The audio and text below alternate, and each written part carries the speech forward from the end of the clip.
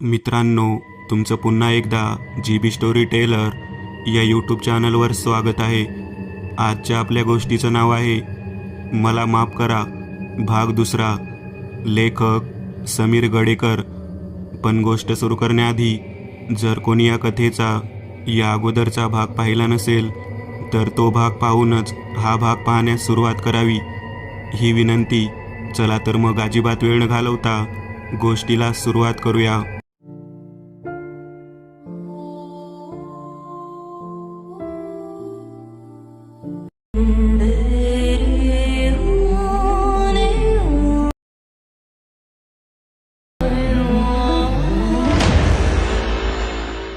खांद्याला लिखाणाचा दप्तर अडकवून प्रकाश रस्त्यावर आला तेव्हा सुमारे 11:30 वाजले होते. मुख्य शहरांना जोडणारा रस्ता निश्चित पडला होता. वातावरण सुनसान. अधूनमधून धावणाऱ्या काही वाहनांमुळे होणाऱ्या आवाजाव्यतिरिक्त शांतता भंग करणारे तिथे दुसरे काही घडत नव्हते. दूरवर रस्त्याच्या भागात प्रकाशाचा एक ठिपका दिसत होता. मध्येच हवेची झुळूक येऊन रस्त्यावरील काडी कचरा इकडून तिकडे उडत होता.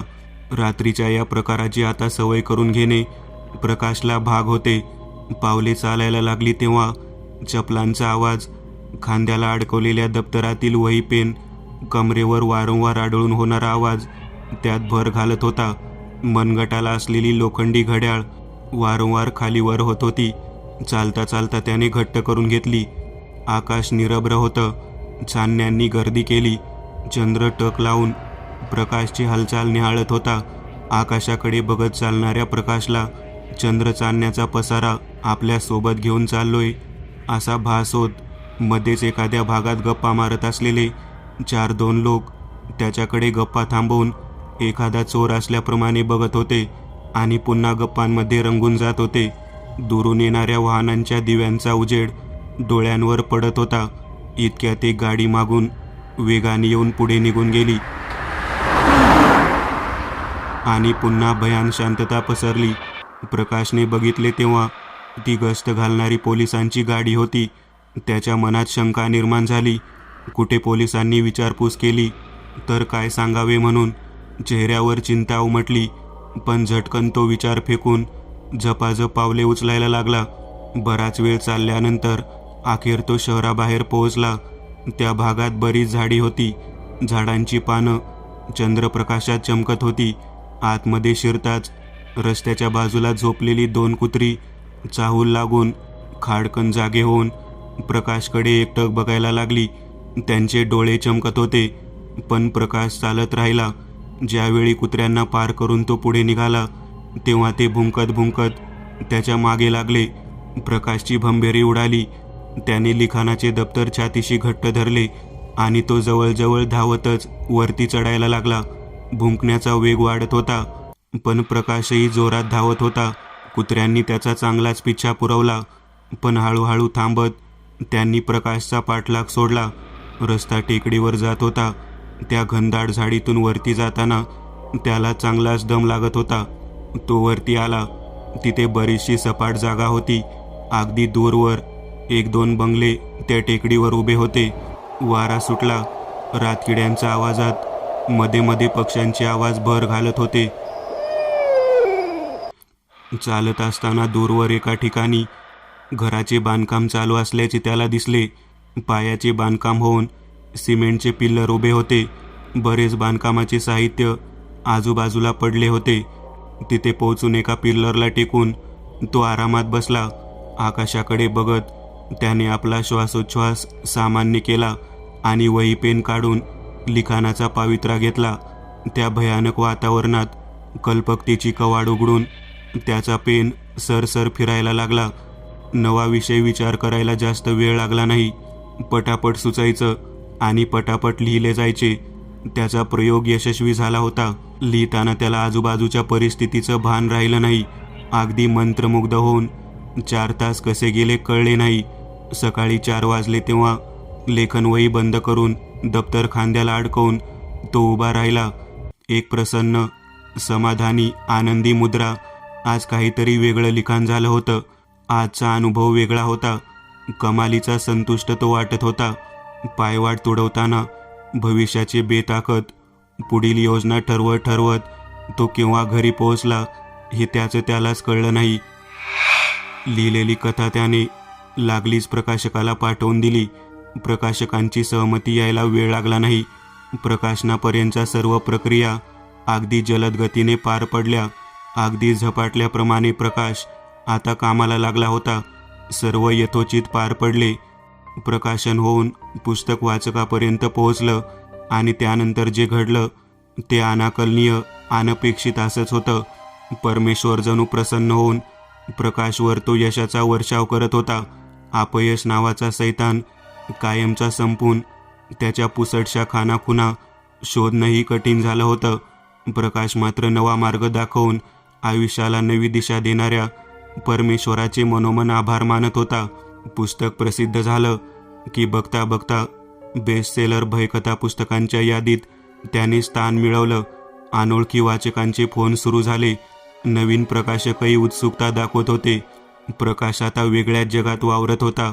एका वेगळ्या उंचीवर तो स्वतःला अनुभवत होता. ती प्रचंड सकारात्मक ऊर्जा त्याच्या भूतकाळावर बांधले गेलेले अपयशाचे धागे तोडण्यात सफल झाली होती. एखाद्या गुन्हेगाराची जसे सर्व गुन्ह्यातून निर्दोष सुटका व्हावी, एखादा काळा डाग पडलेला आरसा पुसून स्वच्छ व्हावा, वाळलेल्या खोडाला नवीन पालवी फुटून त्याचा वटवृक्ष व्हावा, असंच काहीतरी प्रकाशच्या बाबतीत घडलेलं होतं. भयकथा लेखकांच्या जगात प्रकाश इनामदार हे नाव समाविष्ट झाले. पण तो एक खूप जुना लेखक आहे हे बहुतेकांना माहीत नसावे. यशाने हरवून जाऊन आळशी होता कामा नये हे प्रकाश जाणून होता. त्याने पुढील कामाला लागली सुरुवात केली. सर्व झपाटलेली ठिकाणे एकापाठोपाठ पालथी घालायला लागला. नवनवीन ठिकाणी जाऊन भयान वातावरणाचा अनुभव घेत त्याचं लिखाण पुढे जात होतं. काही जुने वाडे होते, सतत अपघात होणारी ठिकाणं, तर काही विहिरी, एखादी जळलेली वस्तू, एखाद्या जंगलाचा भाग, अशी वेगवेगळी ठिकाणं त्याने अनुभवली. भीती नावाचा प्रकार त्याच्यासाठी जणू मरून गेला होता. काही ठिकाणी त्याला भयानक अनुभव यायचे, तर काही ठिकाणी काहीच नाही घडलं तरी त्या वातावरणात त्याला नवीन विषय सुचत असे. बघता बघता सर्व ठिकाणं पालथी घालून झाली. त्यानंतर तो त्याच ठिकाणी पुन्हा पुन्हा जात राहिला. चांगलं गठ्ठा लिखाण झालं. 10-15 पुस्तक छापल्या जाईल एवढं. आता तो 4-5 अशी पुस्तके एका वेळी प्रकाशित करायला लागला. त्यातील एखादे तर पुस्तक हे प्रचंड खपाचे ठरत होते. प्रकाश हा एक असा लेखक होता की ज्याने आजपर्यंत एकही पुस्तक वाचलं नव्हतं. वाचनाचा त्याला जाम कंटाळा यायचा. त्याची आवड फक्त लिखाणात. लक्ष्मी सरस्वतीचा वास प्रकाशच्या घरात होता. वातावरण आनंदी होते. प्रतीक्षा संपली. निलिमाला हा बदल सुखावह वाटत होता. वेगवेगळ्या कार्यक्रमात प्रमुख अतिथी म्हणून तो स्थान भूषवत होता. एकंदरीत ज्या प्रसिद्धी वलयाच्या तो शोधात होता ते वलय आता त्याला प्राप्त झालं होतं. गंज लागलेल्या जुन्या धातूवर एक वेगळी चमक निर्माण झाली होती. संध्याकाळी गच्चीवर पार्ट्या रंगायला लागल्या. भेटणाऱ्यांची संख्या वाढली. जास्त करून प्रकाशने लिहिलेल्या कथांवरच चर्चा चालायची. काही वेळ तर नवखे लेखक त्याचे मार्गदर्शन घ्यायला यायचे. आपल्या लिखाणावर प्रकाशचे मत विचारायचे. वाचकही त्याच्यात नवीन पुस्तकाची आतुरतेने वाट पाहायचे. बराच प्रवास झाल्यानंतर असाच एक दिवस प्रकाश आपल्या लिखाणाच्या खोलीत बसला असता. भूतकाळात जाऊन सर्व लेखाजोखा तपासत होता. घडलेल्या घटना, आलेले अनुभव, पुस्तकांवरील प्रतिक्रिया, नवीन लोकांच्या गाठीभेटी, अभिनंदनाचे हारतुरे, सर्व घटनाक्रम त्याच्या डोळ्यापुढून जात होते. आपल्या यशस्वीतेचा आलेख तपासत असताना त्याला कुठे आपण कमी पडतोय का, कुठे अजून सुधारणा करण्यास वाव आहे का, हे तो तपासत होता. आपल्या पुस्तकांना मिळालेला प्रतिसाद तपासत असताना काही गोष्टी मार्क करत होता. त्याच्या प्रकाशित झालेल्या 15 पुस्तकांपैकी 4 पुस्तकं ही प्रचंड खपाची ठरली होती. बाकी साधारण खपाची ठरली होती. बरीचशी चर्चा, अभिनंदन, पुरस्कार या पुस्तकांनाच मिळाले होते. त्या लिखाणात विशेष काय घडलं असावं, इतर ठिकाणी आपण कुठे कमी पडलो असेल, हे तो तपासून पाहत होता. पण फरक हातात आला नाही. एक गोष्ट मात्र त्याच्या डोक्यात शंकेची पहाड बनून गेली. ती म्हणजे ही चारही पुस्तके एकाच ठिकाणी लिहिलेली आहे. ते म्हणजे सर्वात पहिलं ठिकाण गावाबाहेरची टेकडी. तिथे लिहिलेल्या पुस्तकांना जास्त प्रतिसाद मिळाला होता. विशेष काही भयानक अनुभव तिथे आले नसले तरी आतापर्यंत तो 4च वेळा तिथे गेला होता. येथील वातावरण चांगले लिखाणास कारणीभूत ठरलं होतं. पण असं काही वेगळं असावं त्या जागेत की निव्वळ योगायोग असावा. प्रकाशच्या डोक्यात आतापर्यंत वाहत असलेल्या समाधानाच्या झऱ्यात एका नव्या शंकेने खडा टाकला. ही शंका दूर करण्यासाठी त्यांनी आता एक वेगळीच योजना बनवली. प्रकाशने माहिती मिळवलेल्या झपाटलेल्या ठिकाणांच्या यादीत एक ठिकाण त्याने जाणीवपूर्वक टाळलं होतं. ते म्हणजे 80 किलोमीटर दूर असलेल्या गावात असलेली एक जुनी हवेली. कारण अनेक लोकांकडून त्याला तिथे न जाण्याचा सल्ला मिळाला होता, म्हणून सुरुवातीला त्याने दुर्लक्ष केलं. पण आता भय जगतात बिनधास्तपणे वावरणाऱ्या प्रकाशला या निर्णयावर आपसुकच हसू आलं. जेवढे भयानक ठिकाण तेवढे चांगले लिखाण, हे समीकरण त्याला पक्कं होतं. आता हे एकच नवीन ठिकाण उरलं होतं. हा अनुभव घेतल्यावर कदाचित येथील लिखाण वाचकांना आवडेल आणि आपल्या डोक्यात चाललेला गुंताही सुटेन, म्हणून त्याने तिथे जाण्यास दिवस निवडला. देव जाणे आता प्रकाशच्या पुढ्यात काय मांडून ठेवलेला असेल. दिवस शुक्रवारचा, वेळ रात्रीचे 11 वाजले. नेहमीच्या तयारीत प्रकाश निरभ्र आकाशाच्या सानिध्यात गार वाऱ्याच्या झोतांशी गळा भेट घेत आपल्या बाईकने रस्ता तुडवायला लागला. एवढ्या भयानक ठिकाणी आपण जातोय या भीतीचा लवलेशही त्याच्या चेहऱ्यावर दिसत नव्हता. तो त्या गावात शिरला तेव्हा रात्री 1 वाजला होता. गुगल मॅपवरून रस्ता शोधत तो अगदी त्या हवेलीच्या पुढ्यात येऊन थांबला. बाईक बंद करून लिखाणाचं दप्तर खांद्याला अडकवून तो स्तब्ध होऊन त्या वास्तूकडे पाहतच राहिला. अगदी एका पुतळ्याप्रमाणे उभ्या असलेल्या प्रकाशची नजर भिरभिर त्या हवेलीवर फिरत होती. रात्रीच्या सुनसान वातावरणात ती भग्न वास्तू एखाद्या क्रूर रानटी जनावर याप्रमाणे भासत होती. आजूबाजूला लोकवस्ती नव्हती. दूरवरचा परिसर एका मोकळ्या मैदानात रूपांतरित झाला होता. त्यांचा काही अंधुक प्रकाश सोडता एक जीवघेणा अंधार त्या भागात पसरलेला होता. इंग्रजकालीन दगडांमध्ये बांधलेली हवेली, सुंदर नक्षीकाम, तेवढंच सुंदर लोखंडी गेट, पण जागोजागी गंजलेले काच तुटून खिडक्यांच्या उरलेल्या चौकटी वाऱ्यावर मागे पुढे होत होत्या. अगदी टोकावर एक गोल घुमट, त्याला लाल रंग दिलेला होता. आजूबाजूला मोठमोठी झाडं आणि काही झुडपं वाढलेली होती. अगदी टोकावर काही कावळे घिरट्या घालत होते. तण वाढलेल्या जागेतून चालायला वाट उरली नव्हती. मुख्यद्वाराला काही पायऱ्या होत्या, पण ते दार बंद होतं. हवेलीचा रंग फिकट पडला होता. डाव्या बाजूला थोडं आत गेल्यावर एक आणखी दार होतं. ते प्रकाशने हेरलं आणि पहिलं पाऊल उचलून तो त्या सैतानाच्या जबड्यात फिरायला निघाला. वाऱ्याने त्याचा शर्ट फडफडत होता. तो मागच्या बाजूला हवेवर उडत होता. पावलं अगदीच हळू उचलत तो गेटच्या दिशेने निघाला. लिखाणाचं दप्तर पोटाशी कवटाळून चालत असताना हवेलीचा प्रत्येक भाग त्याच्या नजरेत भरत होता. गंजलेले गेट बऱ्याच वर्षापासून एकाच स्थितीत असल्याने काहीसं जाम झालं होतं. जोर लावून त्याने ते आत ढकलले. निर्माण झालेल्या फटीतून आतमध्ये येऊन प्रकाशने एक मोठा श्वास घेतला. वाढलेल्या झुडपांमध्ये झाडी हाताने बाजूला करीत तर कुठे पायाने एखादं झुडूप वाकवून तो रस्ता काढत होता. तेवढ्यात अचानक जोराचा वारा आला आणि ती लोखंडी गेट जोराने एकमेकांवर आदळून एक मोठा आवाज झाला. प्रकाश थोडा घाबरला. वाऱ्याच्या वेगाने दोन्ही दारं मागे पुढे होत होती.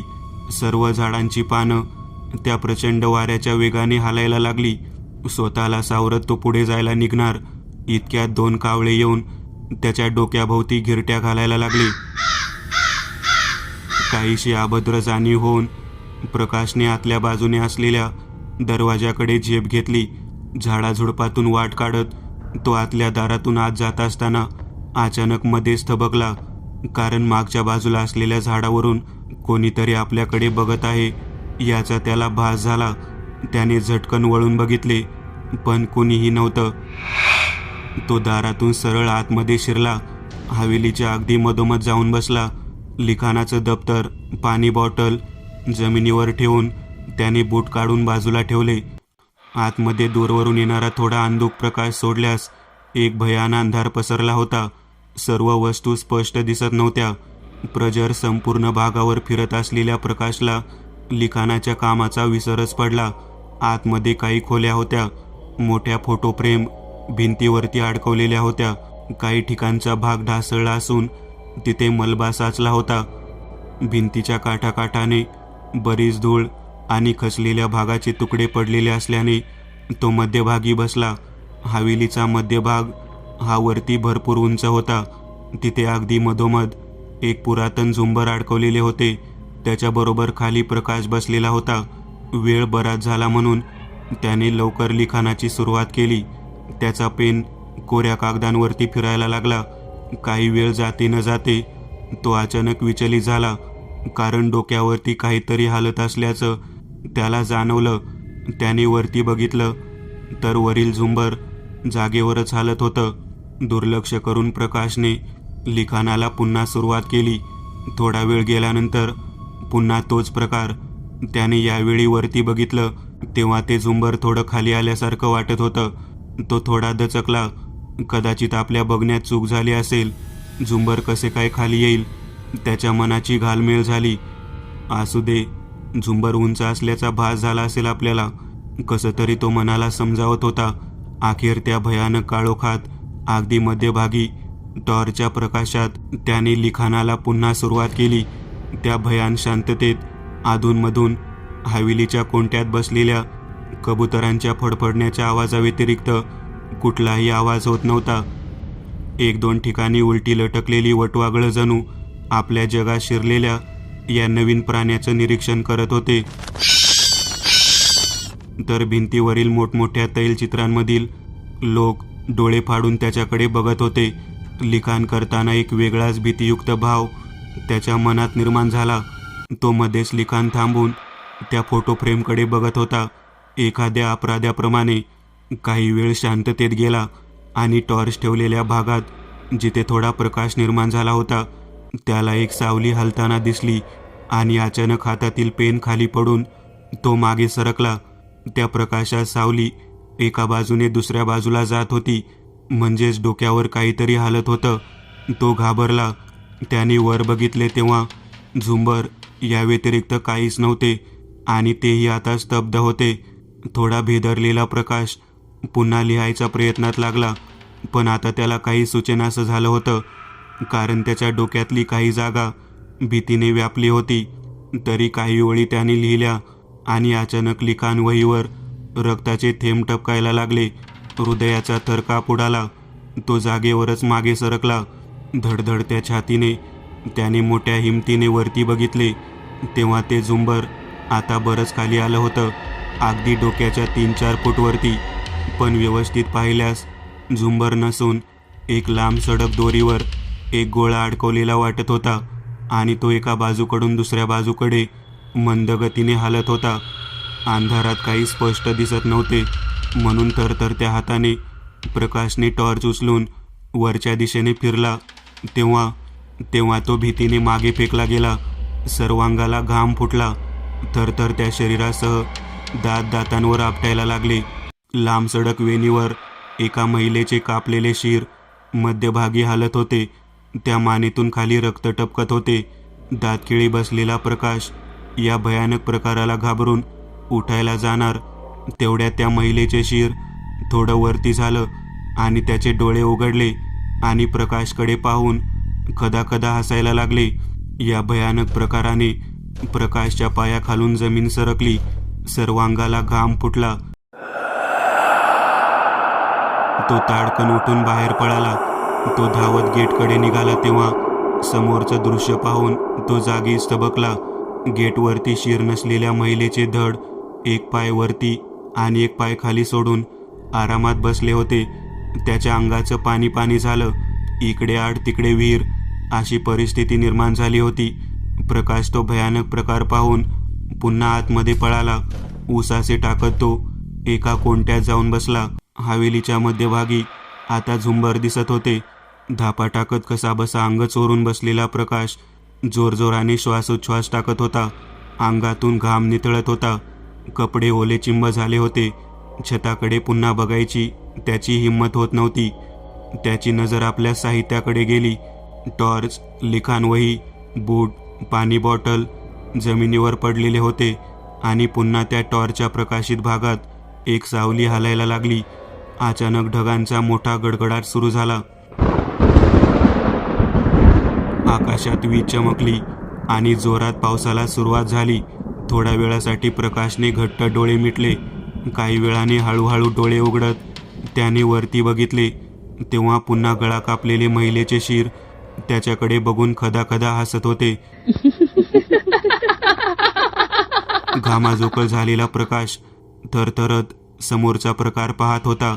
इतक्यात ते शिर वेणीसहित जमिनीवर आदळले आणि प्रकाशकडे घरंगळत यायला लागले. पूर्ण जोर एकवटून तो बाहेर पळाला. अनवाणी पायाने झाडं झुडपं तुडवत गेट ढकलून सरळ बाहेर पळाला.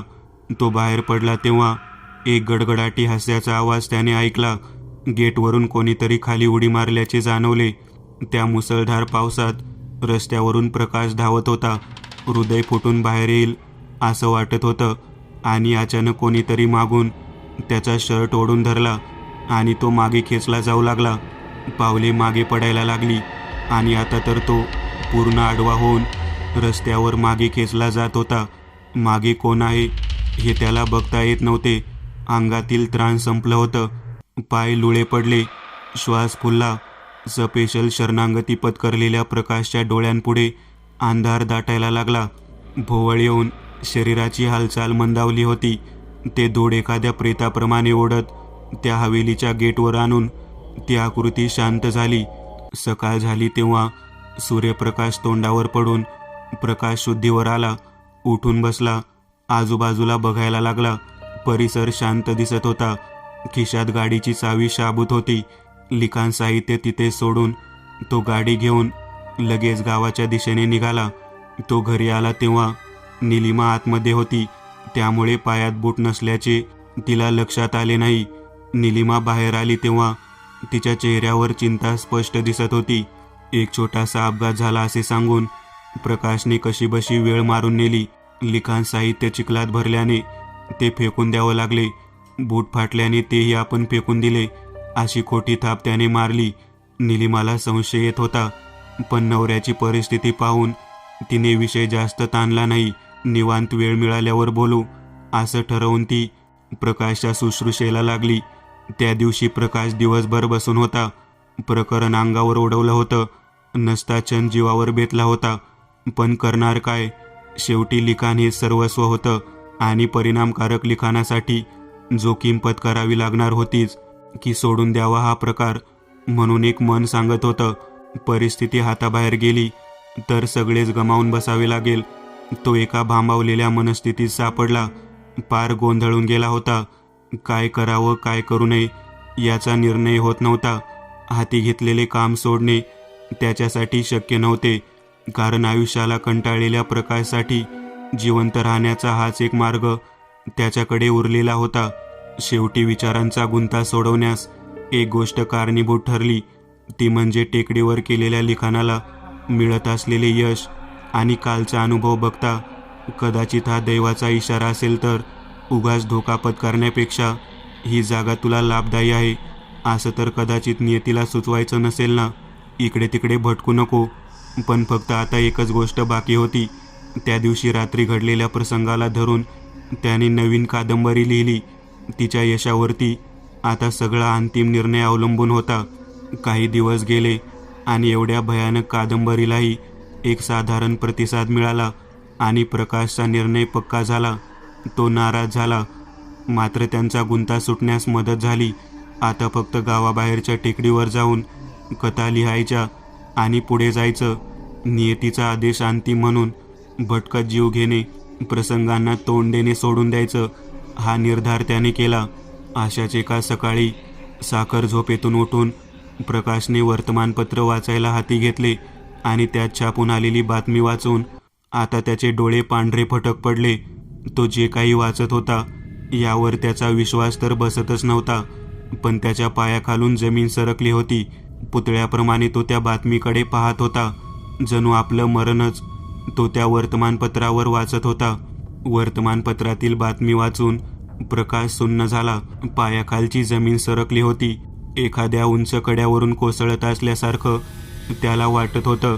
वर्तमानपत्राकडे डोळे फाडून पाहत असलेल्या प्रकाशच्या तोंडून फक्त एकच वाक्य बाहेर पडत होते, ते म्हणजे कसं शक्य आहे, कसं शक्य आहे. आता जाऊन त्या वर्तमानपत्राच्या संपादकाच्या थोबाडीत मारावी असं त्याला वाटत होतं. काही पण लिहिणार का, कारण ती बातमी होती तशी. त्या बातमीचे शीर्षक होतं, कथाचोर प्रकाश इनामदार याचा खरा चेहरा जगासमोर.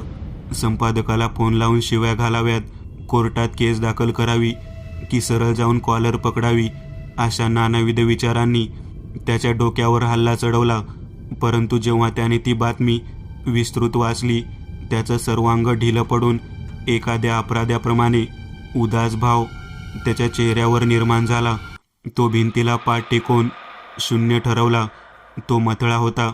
प्रसिद्ध भयकथा लेखक प्रकाश इनामदार यांच्या गाजलेल्या कथा लंडनमध्ये 15 वर्षांपूर्वी छापल्या गेलेल्या पुस्तकातील भयकथांशी मिळत्या जुळत्या आहेत. फक्त मध्यवर्ती कल्पनाच नाही, तर अगदी शब्द आणि शब्द स्पष्ट मिळता जुळता आहे. एका सुज्ञ वाचकांच्या लक्षात ही गोष्ट आल्यानंतर सत्य बाहेर आले आणि जुन्या कथा लेखकाचे नाव आहे जॉन परेरा. लेखकाचं नाव वाचताच प्रकाशच्या मनातील संपादकावरचा राग मावळून त्याच्या डोळ्यापुढे अंधार निर्माण झाला. वर्तमानातून एक यशस्वी लेखक अगदी प्रकाश वेगाने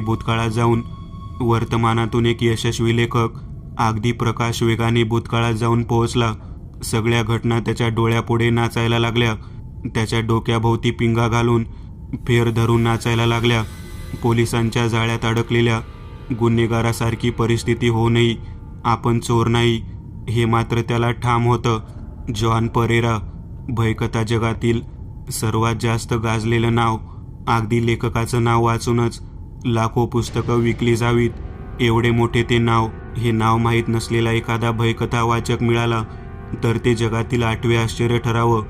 अगदी अंगावर काटा आणणाऱ्या तर डोळ्यापुढे जिवंत चित्र निर्माण करणाऱ्या भयकथा साकारण्याचं त्याचं कौशल्य सर्वांना परिचित होतं. जॉन परेरा हे अँग्लो इंडियन लेखक होते. त्यांचे वडील इंग्रज तर आई भारतीय होती. बालपणीच त्यांच्या वडिलांचं निधन झालं. आईने दुसरं लग्न केलं. त्यांची बालपणी खूप हेळसांड झाली, पण तरुण वयात त्यांनी एकटंच राहण्याचा निर्णय घेतला. बालपण भारतात घालवल्यानंतर वयाच्या 18व्या वर्षी ते लंडनला जाऊन तिथे स्थायिक झाले. काही वर्ष लिखाण करून गुजारण केली, दिवस घालवले, पण नंतर मात्र तिथे त्याचं मन रमेनासं झालं. भारताची ओढ लागून ते शेवटी एक दिवस भारतात परतले आणि इथे लिखाण सुरू झाले. भारतातही त्यांना प्रचंड प्रतिसाद मिळाला, नावलौकिक मिळाला, सरकारी मानसन्मान मिळाले. बऱ्याच कार्यक्रमांची त्यांनी अध्यक्षपदे भूषवली आणि भय जगतात वाचकांना खेळवत असणारा, रहस्यमयी थरारक धक्के देणारा हा लेखक एक दिवशी अचंबित करणारा एक धक्का सर्व वाचकांना देऊन गेला. सकाळी दरवाजात पडलेल्या वर्तमानपत्रात एक बातमी छापून आली. प्रसिद्ध भयकथा लेखक जॉन परेरा यांची एकटेपणाला कंटाळून आत्महत्या. भयकथा जगतात एक सन्नाटा पसरला. संपूर्ण भयवाचकाचं जग सुन्न झालं, कारण त्या तोडीचा दुसरा कोणी लेखक अजून झाला नव्हता. सर्वांना अंतर्मुख करत एक अध्याय संपला. पण यात प्रकाश इनामदार यांची काय भूमिका, तर अत्यंत महत्त्वाची भूमिका, एका जीवाभावाच्या मित्राची भूमिका. 10 वर्षांपूर्वीची गोष्ट. त्यावेळी प्रकाश हा अगदी नवखा लेखक होता. परेरांच्या कथांचा तोही चाहता होता. आपल्याला एक दिवस या उंचीवर पोहोचता यावं या जिद्दीने तो पेटला. भरपूर मेहनत होत होती, पण अपेक्षित यश हाती लागत नव्हतं. म्हणतात ना की यशाचा मार्ग खडतर असतो. अजून बरीच साधना अपेक्षित होती. एके दिवशी प्रकाश आणि जॉन यांची एका कार्यक्रमादरम्यान भेट झाली. त्यांच्यात चांगलाच संवाद झाला. प्रकाशचा बोलका स्वभाव, त्याची जिद्द याचा परेरांवर चांगलाच प्रभाव पडला. हळूहळू गाठीभेटी वाढत गेल्या. मार्गदर्शन घ्यायला तो नेहमीच परेरांच्या संपर्कात राहत असे. लग्न न झालेल्या एकाकी जीवन जगत असलेल्या परेरांनाही एक चांगल्या मित्राचा सहवास लाभला. भेटीगाठी, गप्पा मारणे, लिखाणावर चर्चा, सोबत ड्रिंक यामध्ये प्रकाश परेरा ही जोडगोळी आता बरीच जवळ येऊन त्यांची भय जगतातील वाटचाल जोमात चालत होती. जॉन परेरा हे गावाबाहेरील टेकडीवर असलेल्या फार्म हाऊसमध्ये राहत होते. लिखाणासाठी एकांत हवा म्हणून त्यांनी अशा निर्जन ठिकाणी असलेला बंगला भाड्याने घेतला होता. प्रकाश जवळचा मित्र असल्याने त्यांच्या संपूर्ण घरात त्याचा वावर होता. एक विश्वासू व्यक्ती तो आता बनला होता. परेरासुद्धा आपल्याकडील कल्पनांवर प्रकाशसोबत चर्चा करत होते. संध्याकाळी मद्यपान करायला प्रकाश हा त्यांचा नेहमीचा सोबती झाला. कधी चहा, कधी मॅगी बनवणे, फावल्या वेळात कॅरम खेळणे, बाहेर फिरायला जाणे, कधी एखादा चित्रपट बघायला जाणे, अशा गमती जमती घडत होत्या. एकंदरीत आनंदात दिवस जात होते.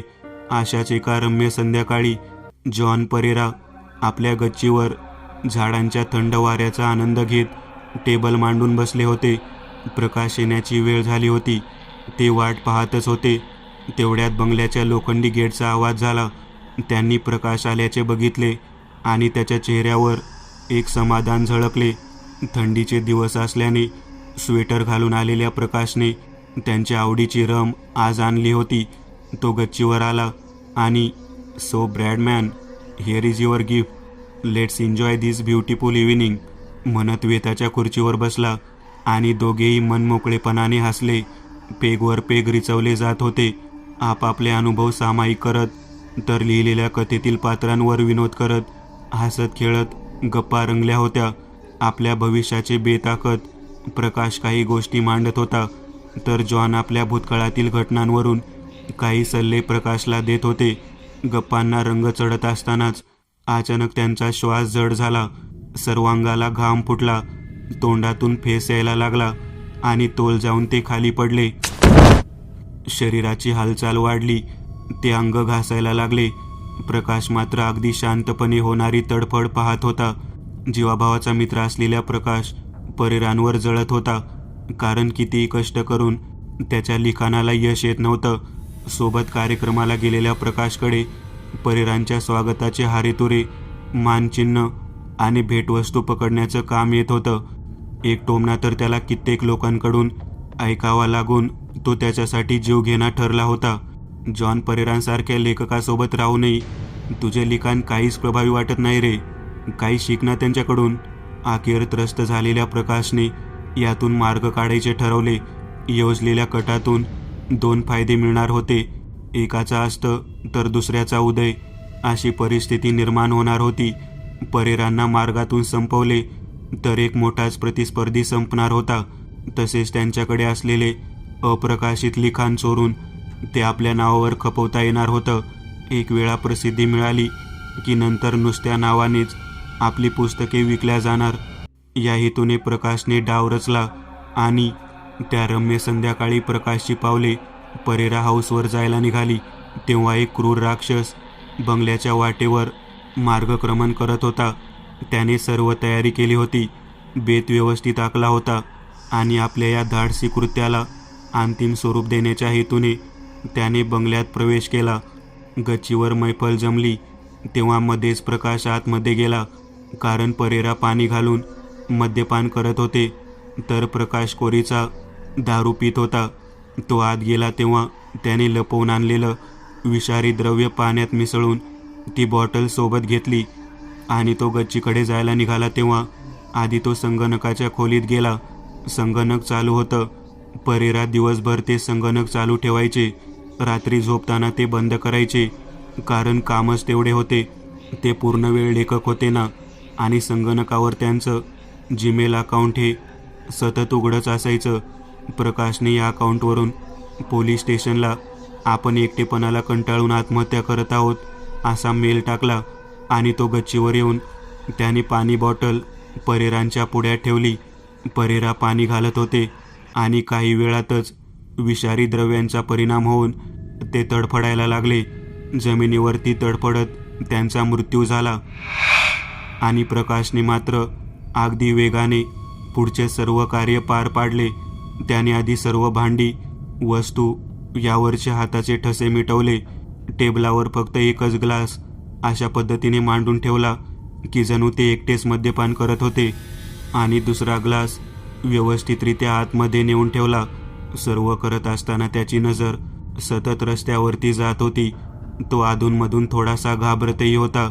आपण टाकलेला मेल वाचून पोलीस लगेच येण्याची शक्यता होती, पण तो बंगला गावापासून बराच बाहेर असल्याने पोलिसांना थोडा तरी वेळ लागणार होता आणि तेवढ्या वेळात परेरांचा मृत्यू नक्कीच होईल हे प्रकाशने ताटले होते. पोलिसांनी पंचनामा केला. थोडा संशय पोलिसांनाही आला होता. पाणी बॉटलमध्ये विषारी द्रव्य आढळल्याने पोलिसांचा संशय बळावला होता, पण वैयक्तिक खात्यावरून परेरा यांचा आलेला मेल पोलिसांनी ग्राह्य धरला.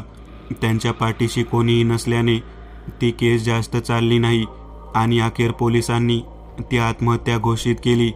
काही लोकांना आलेल्या अनुभवाने ती जागा झपाटलेली आहे अशी वदंता झाली. परिणामी तो बंगला कोणीही भाड्याने घ्यायला तयार होईना. अखेर एका बिल्डरने तो विकत घेऊन संपूर्णतः पाडून टाकला आणि नवीन बांधकामाला त्याने जागेवर सुरुवात केली. जुना बंगला पडल्याने आणि नवीन बांधकामाला त्या जागेवर सुरुवात झाली असल्याने ती जागा प्रकाशला ओळखता आली नाही आणि लक्षात आली असती तरी तो घाबरणाऱ्यातला नव्हता. प्रकाशने चोरलेले लिखाण आपल्या नावाने प्रकाशित केले. त्याला बरीच अशी प्रसिद्धी मिळाली, पण पुढे मात्र त्याचं स्वतःचं लिखाण वाचकांना रुचलं नाही. नुसत्या नावानेच पुस्तक खपतील ही त्याची आशा संपूर्णतः फोल ठरली. यशाच्या शिखरावर असलेला प्रकाश पुन्हा जमिनीवर आला. पुन्हा आपल्या आयुष्यात अपयशाचा सैतान ठाण मांडून बसला. किराणा संपलाय, जरा जात आहे मार्केटला. निलिमाच्या आवाजाने प्रकाश तंद्रीतून बाहेर आला, पण त्याच्या तोंडातून आवाज निघत नव्हता. तो पुन्हा विचारचक्रात अडकला. आपला भूतकाळ आपल्या वर्तमानावर भारी पडतोय. आता सगळं संपलंय असा विचार करून तो भिंतीला टेकला. आपण गुन्हेगार आहोत, पण आपण लिहिलेल्या कथा आणि लंडनमध्ये लिहिलेल्या कथा एकमेकांशी तंतोतंत जुळणाऱ्या कशा बनल्यात हे कोडं त्याला पडलं. हा न केलेला गुन्हा आपल्या माती मारला गेला. हे कसं घडलं या गुंत्यात तो अडकला. आपण केलेल्या कृत्याचा बदला घेण्यात आलेला आहे हे त्याच्या लक्षात आलं, पण हे कसं घडलं याचे उत्तर आता त्या जागीच मिळणार होतं. आणि ती जागा म्हणजे गावाबाहेरील टेकडी. दिवसभर घरात लपून बसलेला प्रकाश कोणाशीच काहीच बोलला नाही. घरी आलेल्या मित्रांना तो बाहेर गेलाय असं निलिमाकडून सांगण्यात आलं. निलिमाला आजचा दिवस शांत राहायला त्याने सांगितलं आणि अखेर मध्यरात्री तो टेकडीच्या दिशेने निघाला. तिथे पोहोचून तो नेहमीप्रमाणे सिमेंटच्या पिलरला टेकून बसला. तसा थोड्याच वेळात मागून आवाज आला, प्रकाश आलास, मी तुझीच वाट पाहत होते. दचकून प्रकाशने मागे पाहिले तेव्हा जॉन परेरा मागे वेताच्या खुर्चीत बसलेले होते. तो थोडा दचकला. अरे घाबरू नकोस, मी तुझा जीवलग मित्र. मित्राला काय घाबरायचं. बोलत असताना ते उठले आणि प्रकाशच्या भोवती गोलाकार चालायला लागले. या जगात एकटाच असलेला जीव मी. माझी सुरुवाती दुःखदायी होतीच रे, पण शेवट देखील एवढा भयानक होईल याची कल्पनाही मी कधी केली नव्हती. आणि ते अशा व्यक्तीकडून ज्याच्यावर आयुष्यात आजपर्यंतचा सर्वात जास्त विश्वास ठेवला होता. त्या दिवशी मी तडफडत होतो, तू शांतपणे पाहत होतास. तेव्हा जगाचे खरे स्वरूप मला कळले होते, पण तेव्हा खूप उशीर झाला होता. 10 वर्षांपासून मी अतृप्त अंशात या जागेवर भटकतोय, पण उशिरा का होईना देवाच्या मनात माझ्या बाजूने न्याय लिहिलेला होताच आणि तो या कथा लिहायला याच जागेवर येऊन बसला. खरं तर मी तुला तेव्हा संपू शकलो असतो, पण माझा प्रतिशोध पूर्ण झाला नसता. मग मी एक वेगळाच खेळ खेळलो. ज्यावेळी तू या जागी येत होतास तेव्हा मीच तुझ्या शरीरात प्रवेश करून माझ्या जुन्या प्रकाशित झालेल्या कथा पुन्हा तुझ्याकडून लिहून घेत होतो. त्याला यश मिळत गेलं. तुला वाटलं ते तुझं यश आहे, पण ते माझं लिखाण होतं.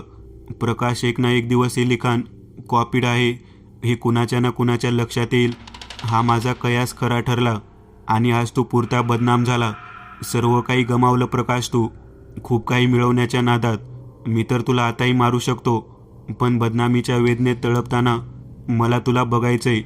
हीच तुझी खरी शिक्षा आहे प्रकाश, हीच तुझी खरी शिक्षा आहे. असे म्हणत ती आकृती गायब झाली. सर्व प्रकार प्रकाशला स्पष्ट झाला. भूतकाळासह आता आपल्या भविष्याचेही चित्र त्याच्या डोळ्यापुढे स्पष्ट झाले.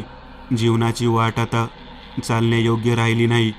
थांबल्याशिवाय आता मार्ग नाही हे त्याला कळून चुकलं. तो तडक घरी पोहोचला. एक शेवटचं काम आटोपायचं होतं, मग झोपायचं होतं. घरी येऊन लिखाणाच्या खोलीत जाऊन त्याने सरळ लिहायला सुरुवात केली. त्याचा पेन जादू वेगाने फिरत होता. त्याने आपल्या संपूर्ण आयुष्यावर आधारित एक कथा लिहिली. एक नवा लेखक, त्याच्या हातातून घडलेला गुन्हा, चुकवलेली किंमत, यश अपयश आणि जीवनाला मिळालेली कलाटणी, आलेले चढ उतार इत्यादी भय आणि रहस्याने भरलेली कादंबरी छापता यावी अशी कथा तयार झाली. संपूर्ण लिखाण झाल्यानंतर त्यावर त्याने एक चिठ्ठी लिहून ठेवली. माझ्या मृत्यूपश्चात ही कथा प्रकाशित व्हावी, हीच माझी अंतिम इच्छा आहे असा मजकूर लिहून त्याने गळफास घेऊन घरातच आत्महत्या केली. प्रकाश जग सोडून गेला. रोहन आणि निलिमा काही दिवसात सावरले. प्रकाशच्या अंतिम इच्छेनुसार निलिमाने ते लिखाण प्रकाशकांकडे पाठवले. प्रकाशक आता ते छापायला तयार नव्हता, पण नवऱ्याची शेवटची इच्छा असल्याने तिने साश्रू नयनाने सांगितले. तेव्हा सहानुभूतीने ते पुस्तक छापले गेले. ते पुस्तक प्रकाशित झाले तेव्हा ते आजपर्यंतचे सर्वात जास्त खपाचे, सर्व कीर्तिमान तोडणारे असे पुस्तक ठरले. ज्याच्या त्याच्या तोंडी त्या पुस्तकाची चर्चा होती. त्यात शीर्षक होतं, मला माफ करा. त्याचं कारण म्हणजे वाचन करणाऱ्याला सरतेशेवटी एक मोठा धक्का बसत होता. वाचकास अंतर्मुख करणारा तो शेवटचा उतारा असा होता. प्रिय वाचकाहो, मी आशा करतो की ही कथा तुम्हाला आवडली असेलच, पण याचे श्रेय एक लेखक म्हणून मी घेऊ शकत नाही, कारण नियती हीच या कथेची खरी लेखिका आहे. प्रस्तुत कथा ही काल्पनिक नसून ती पूर्णतः सत्य घटनेवर आधारित आहे आणि या कथेतील मुख्य नायक हा मीच म्हणजे लेखक स्वतः प्रकाश इनामदार आहे. मी एक चांगला लेखक कधी नव्हतोच आणि कधी बनू शकलो नाही.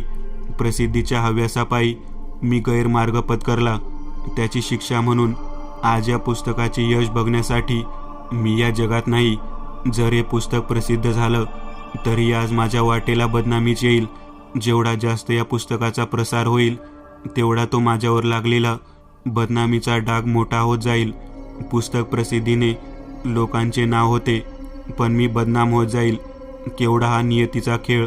पण तरी माझी हात जोडून विनंती आहे की या पुस्तकाला जास्तीत जास्त लोकांपर्यंत पोहोचवा, कारण या विक्रीतून मिळणाऱ्या पैशांचा माझी सहचारिणी निलिमा आणि गोंडस मुलगा रोहन यांना फायदा होईल.